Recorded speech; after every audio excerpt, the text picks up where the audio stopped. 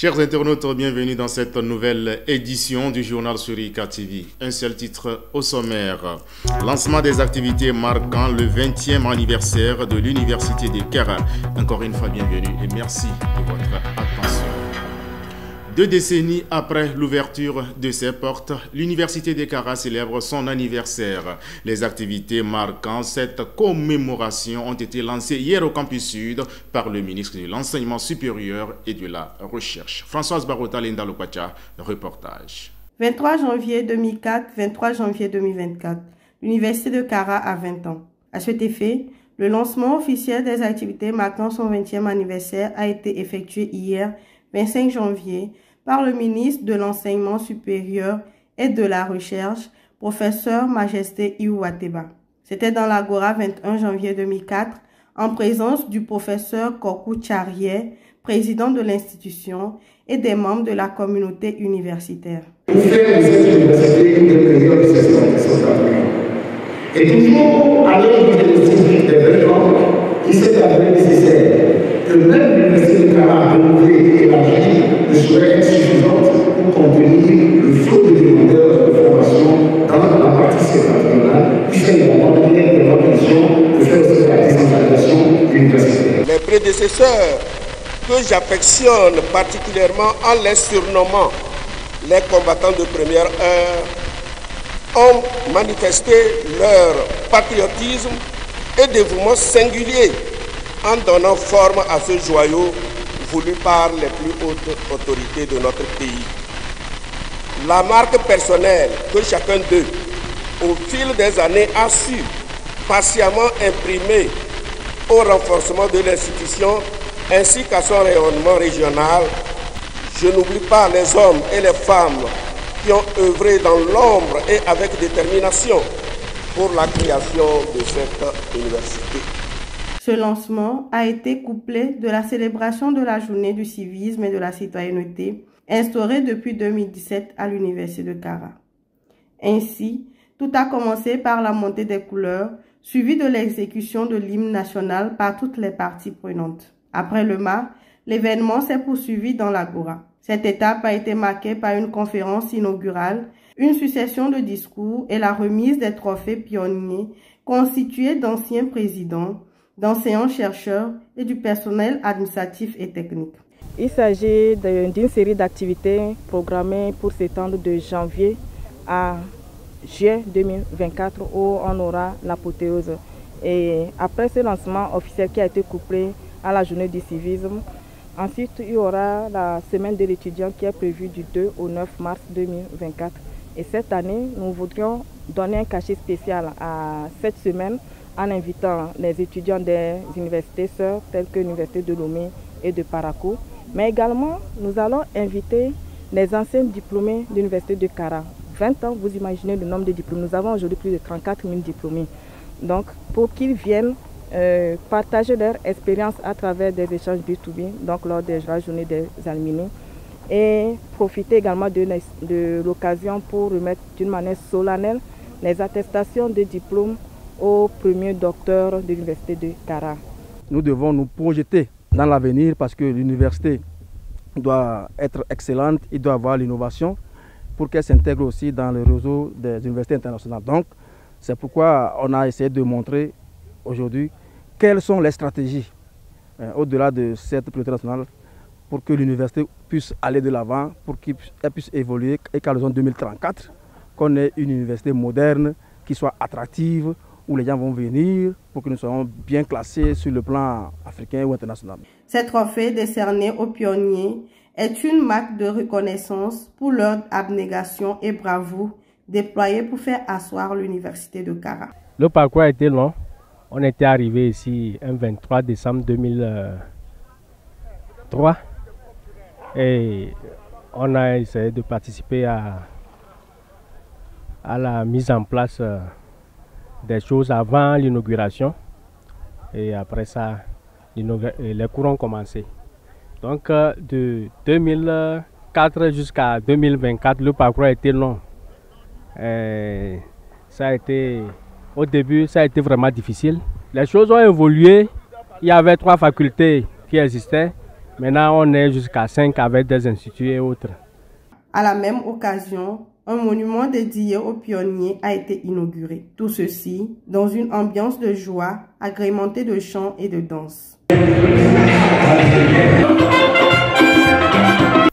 Autre chose, désormais, les secrétaires et assistants de direction parleront d'une même voix. Leur cercle dénommé Seprosat Togo a été mis sur pied le samedi dernier à Kara. Jean-Patika Lendalopacha, reportage.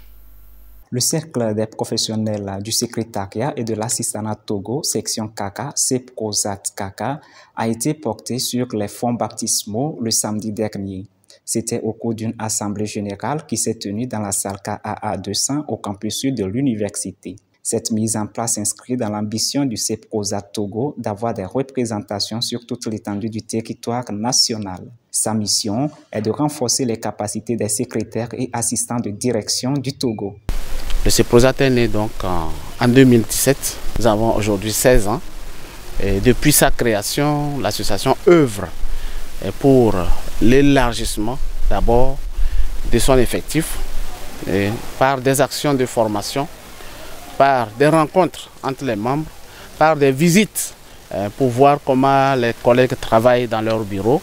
Heureusement, aujourd'hui, nous installons la section de Kara qui représente la partie septentrionale du Togo, mais il reste le Grand Nord. Voilà, donc nous aurons aussi à installer des sections au niveau des Dapan dans toutes les régions. Voilà, dans toutes les régions, le Seprosat aura à être implanté.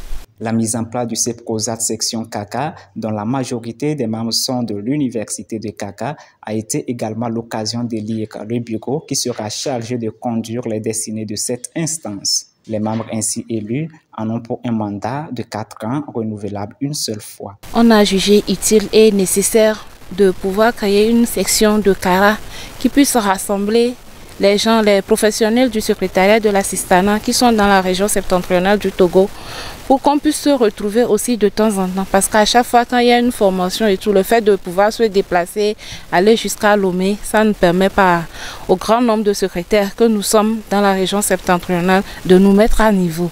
C'est la collaboration, les formations qu'on va essayer de faire, ce qui va motiver les uns et les autres dans les autres entreprises à s'approcher et voir qu'est-ce qui se fait.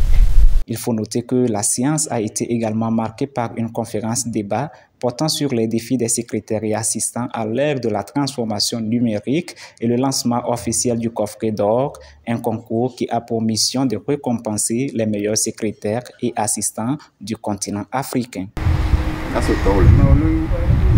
Sport pour finir, organisé dans le but de sélectionner des talents en vue d'étoffer l'équipe de football de la faculté, la finale interdépartementale de la Flèche a été jouée le mercredi dernier. Les temps forts de cette rencontre avec Laurent Ninique, Fortuné Kouyao. La finale des matchs de football interdépartemental de la faculté des lettres et sciences humaines a été jouée le 24 janvier dernier au campus sud. Ce match a opposé le département des lettres modernes à celui des études anglophones. Le coup d'envoi de cette rencontre a été donné par le deuxième vice-doyen de la Flèche. Tout est bien qui finit bien, dit-on. Et nous avons assisté ce soir à une finale entre deux départements de la faculté des lettres et sciences humaines. Le département des études anglophones, d'une part, et le département des lettres modernes, qui nous ont fait preuve de compétences footballistiques et un beau spectacle. À partir de ces compétitions, nous avons pour ambition de constituer une équipe solide pour préparer les matchs interfacultés qui vont incessamment s'ouvrir. Je crois que cette année, la Flèche se doit donc de remporter la coupe pour immortaliser l'événement. À cet effet, les deux équipes ont offert un beau spectacle au public. Ainsi, après une rencontre ardemment disputée, soldée par le score de 2 buts partout au terme du temps réglementaire, il a fallu attendre la phase fatidique des tirs au but pour constater la victoire, choisir son camp. Score final, 4 tirs contre 3 en faveur du département des lettres modernes. Notre séquence a été la confiance et ce tournoi n'a pas été facile.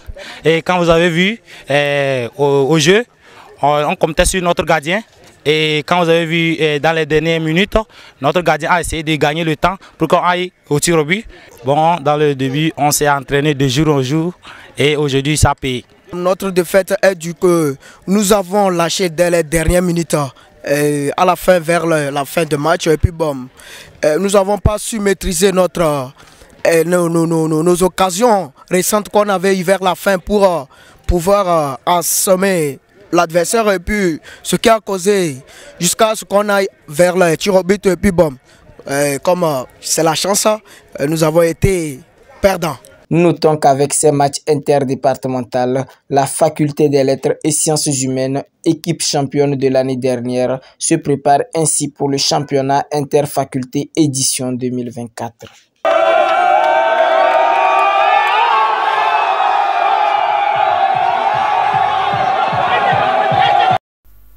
Fin de cette édition, je vous rappelle les seuls titres au menu. Lancement des activités marquant le 20e anniversaire de l'Université de Kara. Voilà, mesdames et messieurs, c'est fini pour ce rendez-vous informationnel de la semaine. Merci de l'avoir suivi et surtout, abonnez-vous toujours à notre chaîne pour être au parfum de l'actualité universitaire. Bon week-end à toutes et à tous.